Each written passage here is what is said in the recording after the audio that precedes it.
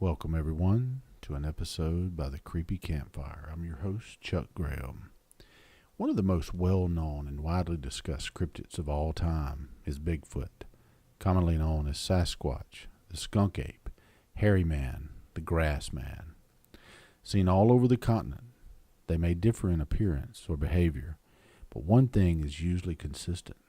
They are a huge, menacing creature. And there have been many accounts, all the way from the 19th century up to present day, of a different side to these creatures. A fierce, ferocious beast fully willing and able to attack or even kill. But that's not the common report. The common report is a shy, elusive creature that rarely comes in contact with humans.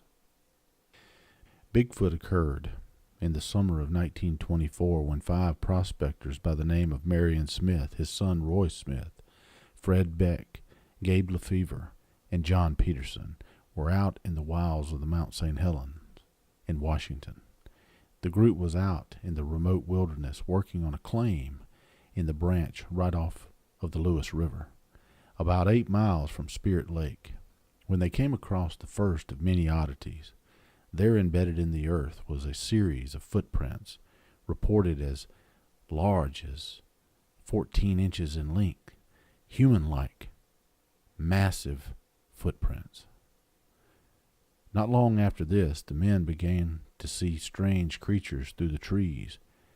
They were huge, hulking things, 8 foot tall, man-like creatures, seen on at least 4 occasions, covered in long black hair, with ears protruding 4 inches above its head, pointing straight up. At one point, one of the men, Marion Smith, fired at it, causing the creature to retreat, but not for long. No, this just seemed to make the creature angry and more bolder.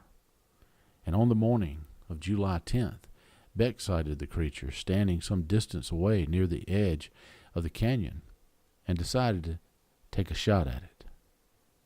So he took aim, slowly pulls the trigger, and hit the creature directly. The creature staggered, trying to hold on to what life he had left, losing his footing right there at the edge, and plummeting 400 foot down into the canyon floor. Was it dead? It had to be dead. It was perhaps this incident that would start the night of terror for the men at Ape Canyon. What came next was truly terrifying. Later that evening, the men were relaxing in the cabin when out of nowhere they were startled by a sudden, urgent pounding on the roof that seemed to shake the whole structure. Startled, but they managed to get to their feet and grab their rifles, wondering what the hell is going on. It's on the roof. The pounding and thudding continued, terrifying the men. The cabin began to be pelted with large rocks, some of which broke off pieces of the building and came careening straight through the windows and roof, striking one of the men, Beck, knocking him unconscious. There were dozens of creatures prowling outside of the cabin. The other men had fired wildly out into the night and even up through the roof in a panic, desperate attempt to drive the menacing creatures off. The fight lasted all night, and they cowered in their cabin, shooting at the monstrous creatures that were assaulting them from the outside, a creature they named the Mountain Devils.